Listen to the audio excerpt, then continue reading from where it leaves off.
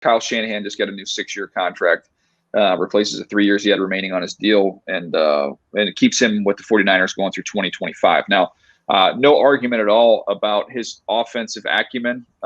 Everybody knows the story with him and his father. Learned underneath Mike Shanahan, won Super Bowls there with the Denver Broncos, was a coordinator with the 49ers and the Raiders, and the head coach of the Redskins. On and on. His resume is impeccable. But I think Kyle's kind of taken this offense in even a better direction than where it was under Mike. And Bucky, this is a tree that's gotten pretty big. I know you've done some homework on why you see more and more teams adopting this philosophy.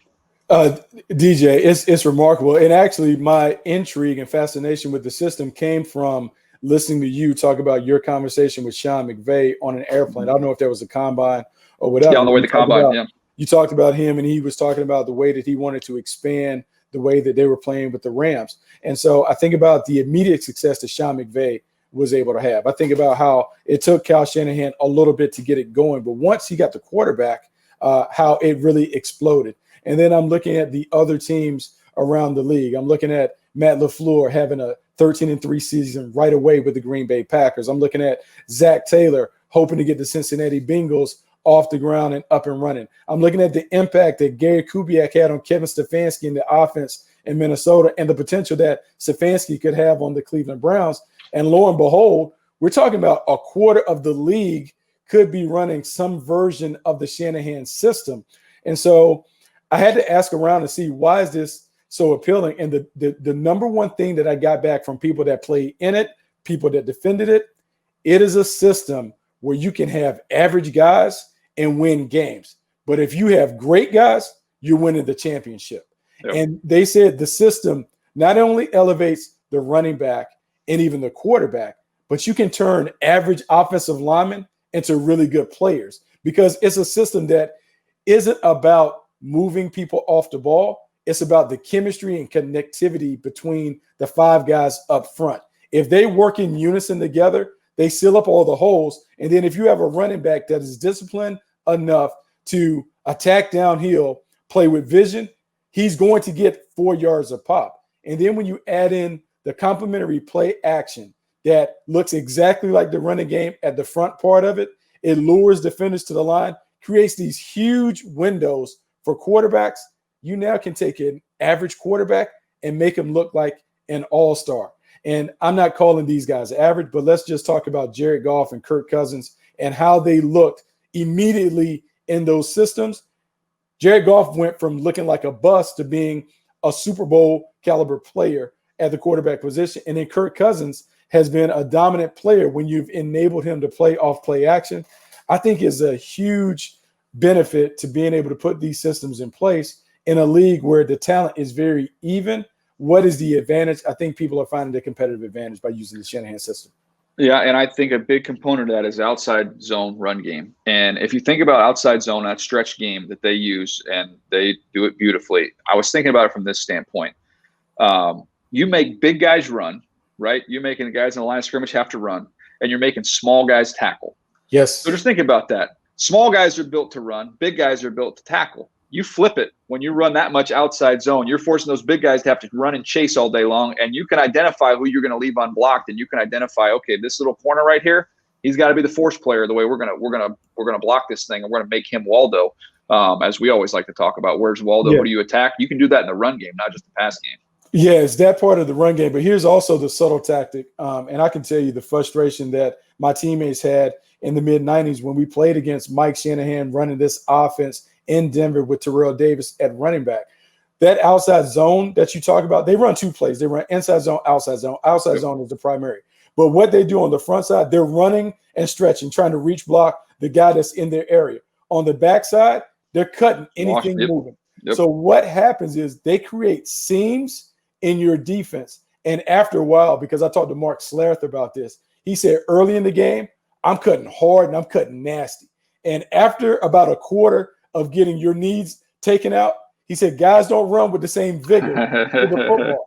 And he says what it does is you get guys on different levels, you have seams, and if your running back has the discipline and the vision, he exploits it. And we saw it in that NFC Championship game when Mossert ran for 200-plus yards against the Packers. it is, man, it is a thing of beauty when it is going, and it is a very, very difficult thing to defend despite the simplicity of the blocking scheme. Yeah, and look, they've implemented rules to limit some of the cutting that you can do, but there's still it's effective. And then if you can't get to him to cut him, all you do is wash him. Just take him where he's going. Just wash him down the line, run him back, and cut off his backside. So it's. I mean, I don't know why every team in the league doesn't incorporate outside zone. If you're not doing it, I don't understand it. Because people don't have the patience to do it. And DJ, we know like the simple things are tough to be disciplined to stay with it because we always want to do more. We always feel like, man, the more plays we have, the better we're going to be. What if someone stops just one play? But it's the reps. It's the 10,000 repetitions of doing the same thing so you can master it. And then it's about the camouflage. I think the beautiful thing, and hearing Gary Kubiak talk about it, hearing Kyle Shanahan talk about it, hey, it's same but different, meaning same play, different ways to get to it. Last year, the San Francisco 49ers had pre-snap motions or shifts on 78% of their plays. Wow. Yeah. So they run the same play, but they throw you out of sorts because Kyle Shanahan is playing a shell game. They're moving guys around. They're diverting eyes. I got to communicate on defense about the strength call. Then they snap the ball. They're running the same play. But I'm so caught up in all the other stuff that I lose my discipline. The other thing that I found, Jimmy Garoppolo threw off play action on 30% of his plays. He's one of only 2 quarterbacks to have over 30% of his dropbacks done off play action. So when we talk about Jimmy Garoppolo going next level is cashing in on the layups that Kyle Shanahan is creating for him. The play action gets guys open. Now you just got to put the ball off the square and hit the layup. Jimmy Garoppolo just has to hit the layup. Yeah, that's a great call. And also going back to what you said before that, the simplicity, the doing a couple things really well and then dressing them up. Just to give an illusion that you're doing something different where it's all the same exact concept. I think back when I was in high school, not many people were throwing the ball a ton in high school at that time. I graduated in 1996, and our coach had played under a guy named Bob Leahy, who had trained up. I think he had been with the Buffalo Bills back in the day, but there was he had some West Coast elements. So literally, high school football team, we ran basically shallow cross was our bread and butter. And you've got somebody on a shallow cross, you've got somebody on a choice route, you've got somebody on a clear route. That's basically the play. You can run it 900 different ways. Now think, as you know, as a high school coach, man, if you can master that simple concept, and now we can just through motions and shift and who we have on the shallow, who we have with the clear, who we have on the choice. As a quarterback, it's all the same to me. I'm seeing the exact same read, the exact same thing. It's just we might have guys in different spots getting there. But, man, that's to make it easy on a high school kid. They're basically doing the same thing at the NFL level with their run game. Yeah, it's the same thing. It's the simplicity of it. And, like we like to think that more is better. But really, I think I have a buddy who does it. Like you can go to Cheesecake Factory and get a million things off a big, vast menu. Or that's Lombardi's deal, right? Or you can go to In-N-Out and get, hey, man, do I want a double with cheese? Like they deal with burgers and fries and shakes like that. That's it. And so you become great at being able to do that. And I think with the Denver Broncos and in the past and Gary Kubiak and Shanahan and Kyle Shanahan, like they figured out very early, man, if we just do a couple of things and just master them and become great at them where we know exactly what you're going to do, because there's only so many different ways that you can defend this. So we're going to spend all of our time practicing against the looks that we'll see, as opposed to the increase in the variables by doing more things. Yeah, no doubt. I do want to get to, oh, by the way, I should remind everybody, you can find out more about this conversation. We're going to have it on the TV show Thursday, NFL Network, 6 Eastern. Mentioned Terrell Davis. We're going to air a little clip we had with our conversation with him about the system and how it works and how you can excel. So the Shanahan tree is a very real thing, as Bucky did a great job of explaining. By the way, did you already write about this, Buck, or are you writing about this? I'm writing about it this weekend, so it should be done by Thursday, and we'll have it up for the notebook this weekend. Okay, so be on the lookout for that, NFL.com/Bucky Brooks. You can find the deep dive there. I want to get to a couple of these college kids, Buck. I've been working on my first look series, going through some guys, and I want to start with the one I just finished, which is up on NFL.com. That's Jamar Chase from LSU, because I said it last year. You might have been in agreement. I can't remember, but that was the deepest group of wide receivers that I'd seen since I began scouting last year. What we had, there was a zillion starting caliber NFL wide receivers, but the best wide receiver in college football wasn't in the draft because it was Jamar Chase. And when I went back and watched every single target from this past year, I thought he's better than anybody in last year's draft, man. After I got done watching him, I don't know what your background is on him or how much you've seen of him, but he's outstanding. He is outstanding, man. He is really kind of coming to his own.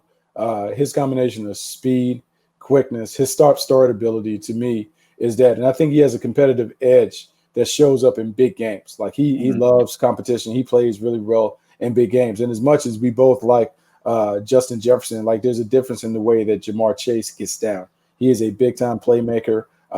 He can do it on the perimeter, and he is kind of what we call the epitome of a number one receiver, because the number one receiver typically can play outside. He can win without needing a lot of work or creativity from the play designer, and he can do that. And, you know, when you think about the long legacy of LSU receivers, he's going to be one of the best that we've seen come out of there. Yeah, the guys at LSU tell me that he is faster than Justin Jefferson. Justin Jefferson ended up running, like 4.43? Yeah. He's not the tallest guy in the world. He's listed at 6'1", 200. But Buck, we talk about comparisons, and sometimes that is who guys look like and how they run like. I did comparisons with kind of what's inside this guy, like how he plays the game. When I'm talking about aggression, toughness, physicality, he never runs out of bounds. I know some people don't really care about that. When I see a wide receiver that's going to lower his shoulder to get an extra 2 or 3 yards in a college game, to me, there's a competitiveness there. Now, as you get longer in the tooth in the NFL, you'll be smart and you'll get out of balance and save your body. But I kind of like seeing those type of traits. So when I look for comparisons, the way this guy plays, the temperament, I thought of Anquan Bolden, I thought of Steve Smith, and I thought of Juju Smith-Schuster. Just think about the toughness that those guys can work in the middle of the field. They refuse to go down, break tackles, third down, red zone. They're going to just out-muscle guys, out-physical people. That's the type of wide receiver this guy is. And I know that's heady company. Yeah, it is heady company. But I'm going to go and I'm going to say, like, from a competitive mindset, he reminds me a lot of an LSU alum, Jarvis Landry, in terms of, like, that feistiness. Not in terms of his playing style, but there was an expectation, particularly when Jarvis was at LSU, that they played like running backs on the perimeter. Like, their toughness stood out and it popped on tape. I think Jamar Chase has some of that. And I think some of the other LSU receivers also exhibit that. But he is a terrific playmaker. And you're right. As much as we love last year's class of wide receivers, I mean, this year's class is every bit as talented when it comes to the guys that are potentially going to be in this 2021 class. We'll hit on a couple more guys. This one, I finished watching this report. I believe will be up Friday. But Travis Etienne from Clemson. When I watched him, gosh, I did him last year assuming he would come out and gave him a big grade. But I wanted to watch him with fresh eyes, so I went back and watched some more. I watched FSU, South Carolina, Virginia. And I wrote down on my paper Alvin Kamara. Like, they don't use him as much in the passing game as we saw with Kamara. Yeah. But that type of – and I know I don't care about the 40 with Kamara. I think he ran the mid 4.5s, but just that suddenness. When this guy puts his foot in the ground, he goes, man. There is no hesitation. He has got elite suddenness. And I was impressed with his balance. Now, sometimes you get some of those guys, go back to like Steve Slayton, like fast, a little bit. He was a little bit undersized. This kid's bigger than that. But sometimes you sacrifice some of the balance and physicality with that speed. I actually came away thinking this kid runs really hard. Yeah, I was surprised by what I saw from him, because it's different when you kind of do like that spot scouting where you're looking at other people, but you're not really studying him. So you see the flashes, but I was like, oh man, maybe he's just more of a straight line runner, because you hear about the speed and those things. But then when you watch him catch the ball, he catches the ball very, very naturally. And they do a great job of kind of flipping out those swing screens, those moving screens where he kind of catches it going to the perimeter, but attacks downhill. He has some playmaking ability. I think the Alvin Kamara comparison is one that is a good one, because I don't know if everyone paid attention to Alvin Kamara and what he did in the passing game early at Tennessee, but I think Etienne is underutilized in the passing game at Clemson. And if he wants to take his game up a notch, where he gets those accolades as a top 10 prospect, that would be the one area to to have more involvement in the passing game, because he certainly has a skill set to be a guy that is heavily involved. He's one of the best draw runners that I've seen. Like, just because the sea opens up and he takes the grass in a hurry. Yes. Yeah, he's Yes. there, and it jumps off the screen. You mentioned the screen game. Does a great job there. He needs a little bit of a runway just in terms of power, like short yardage. Sometimes you'll see him get smothered a little bit in some short yardage. He's got power, but he's got more power once you get to that second level. So to me, he just needs a little bit of a runway in that regard. In pass protection, very aware, very willing.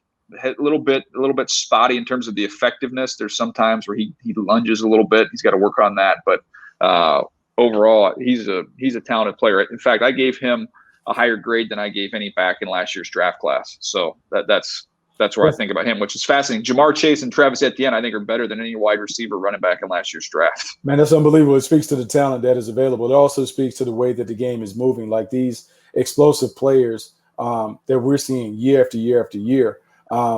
It's going to create interesting conversations in scouting rooms around the league in terms of like the skill level that we're seeing come into the league, and how do we captivate that? How do we maximize that while building our team? Is it better to take these guys early? Are there so many guys that are available in the second and third round that maybe you can skimp it a little bit?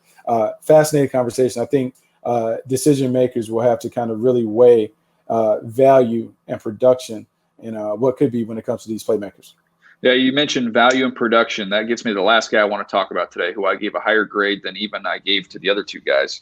That's Greg Rousseau, edge rusher from Miami. I mean, I know there's mock drafts out and all this stuff that have him already up there. I was not familiar with him. So when I watched him, I had no expectation what I'm going to see. He's listed at 6'7", 253. So I went in and watched him. Buck, you mentioned this all the time. Production with pass rushers. This kid had 15.5 sacks last year. I watched him against Virginia Tech, Florida State, and Duke. He was the best player on the field in all three games, and it was not even close. They couldn't block him. So he looked to me like a polished Daniil Hunter. We did not see a polished Daniil Hunter at LSU. We saw him grow and develop into what he is now. This kid's on another level than that at this point in time in his career. And doing my homework on him, Buck, he didn't play defensive end until he was a senior in high school. This kid was a receiver and a safety at that size. So I went back and watched his high school huddle as a junior. Oh yeah, you're really fascinated. If he made you look at the high school huddle, you're all in on because I watched 15 minutes of that thing. All in. He looked like Kevin Durant out there running down the field, like a gazelle, just gliding down the field. I mean, it was incredible. And he's he's got some polish. He's not just winning with just speed. He can convert speed to power. He did that well in the Duke game. Got a little push-pull move. He's got a nice little rip move. He obviously can still win with burst off the edge. They move him all around. They'll line him up in a zero. They'll line him up head up over the center in some of their sub stuff and just slant him and let him move around inside. He's outstanding working over a guard. They use him some as a 3 technique. So he actually – I had tweeted out a video of him, and so he hit me on Twitter. So I took the opportunity to ask where his weight is, because sometimes with these guys you see what's listed and you kind of wonder where they are. He told me he played at 248 last year. He said he's 262 right now. So if we assume 6'7" as scouts, we normally would knock that down an inch to assume he's probably 6'6". That's pretty darn good size, man, for an edge rusher that has that type of athletic ability. And then you factor in the production on top of that. It's pretty insane. Yeah, it is insane. And it's funny when you're telling me about his high school background, it reminded me to our conversation with Matt Rule. You remember when Matt Rule came on and he talked about, hey, you got to think out of the box when it comes to positioning players. Take guys that were speed merchants, guys that were wide receivers and DBs, and make them linebacker or move them down a level. So to think about the athleticism that he had to be a wide receiver in high school, to then put him down and to train him as a defensive end, that movement, that one-on-one ability, the wiggle and all of that other stuff, it comes out. And the comparison to Daniil Hunter, because I love Daniil Hunter, like the guy that I see for the Minnesota Vikings, he has everything: motor, explosiveness, athleticism, power, speed. He can do that. So to get a guy who has 15 and a half sacks, and think about this, the Miami Hurricanes weren't great last year. So Yeah. he is not getting those 15 and a half when he is like, hey, playing downhill, they have the lead or whatever. So he is getting those in non-obvious passing situations. That is something that you have to pay attention to. Can you create it when everyone in the stadium doesn't know that it's a pass? That is something that really speaks volumes about his game. Yeah, his arms look like they're 35 inches. I mean, he looks like he's got unbelievably long arms. So, yeah, if you don't know who he is already, if you see a Miami game, you're going to want to pay attention to number 15, Greg Rousseau, because he's, we're not supposed to say for underclassmen how high they're supposed to go, but high, early. Nice and early. He is a one-suit guy. I can promise you that. He doesn't need to bring another one. He doesn't need to worry about day two. Absolutely No, not. He'll be good on day one.